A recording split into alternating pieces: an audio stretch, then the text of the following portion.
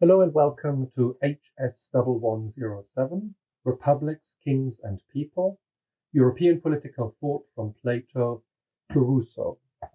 I'm Dr. Markus Daechsel and I'm the course organizer for this course, and I just wanted to talk you through the content and the course delivery of this course to help you in your choice of a gateway for your first year program. In the first instance, I would just say the course is precisely what it says on the tin. It is a history of political ideas, European political ideas from Plato to Rousseau. So in other words, we are starting with one of the towering figures of ancient Greek philosophy, Plato, who lived in the 3rd century BC, and we end with Jean-Jacques Rousseau, somebody who might be familiar to you as the author of a book on the social contract in the 18th century in France. So in other words, this is a course that covers a very long time period, almost 2000 years. But of course, we are not covering this time period simply by looking at all events and all developments that happened. We cover it from a very specific angle, and that is the development of political ideas. And these political ideas are not just things of the past, they still have a relevance today. So this course is really meant for people who would like to connect the past and the present, not just study the past for its own sake, but also in order to understand the present through the eyes of the past, to understand the present better. And some of the questions that we will consider are questions that are still as relevant today as they were when they were first posed. For example, is majority rule dangerous? Can one ever entrust a body of people without further educational qualifications, for example, to take big decisions? What makes a good leader? Is it meant to be a ruthless, pragmatic individual or somebody who is imbued with higher ideals, fired up by an ideology, if you want? When is it right to rebel against the king? Is it ever right to rebel against government? How much religion should there be in politics? The relationship between religion and politics is absolutely central to the development of European political thought, and we will encounter some thoughts on this question pretty much at every step on this course. And above all, what is politics for? Is it simply an exercise of damage limitation to create a peaceful environment in which we can all go about our private lives? Or does it have a higher aim? Does it want to lead humanity towards something better, towards some utopia of some sort? Now, the course proceeds by basically picking a key political thinker each week. We will cover about 15 of them. I've just given you a small selection here to give you some ideas.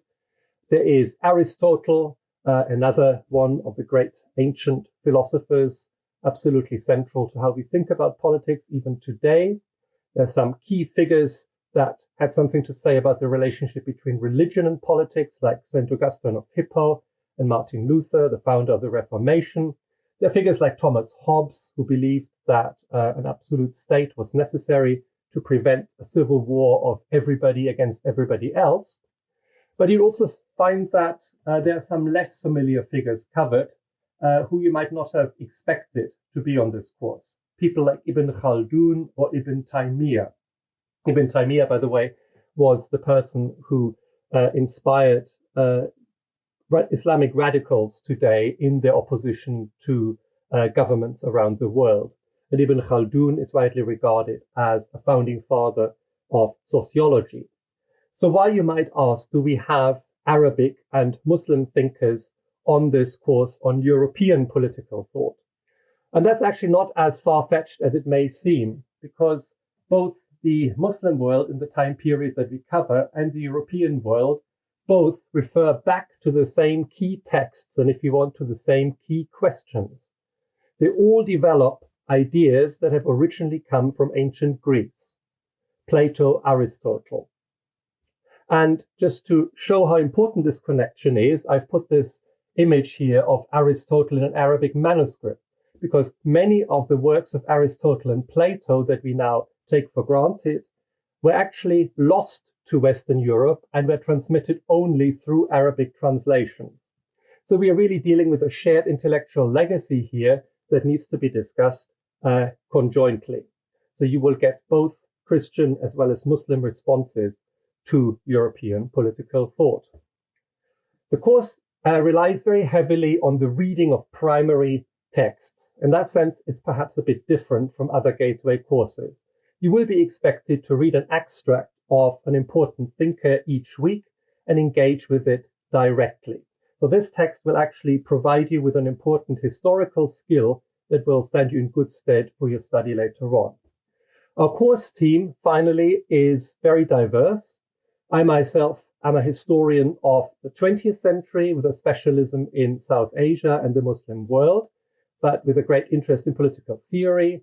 Andrew Tretishky is a medievalist, and Barbara Zipser is a medical historian, but also with a great interest in intellectual history across various time periods and also languages. And we very much hope that you, as the students choosing to take our course, are as diverse as we are. So we don't just appeal to people who like medieval or ancient or early modern. We really want to appeal to everybody because we really stress this connection between the past and the present.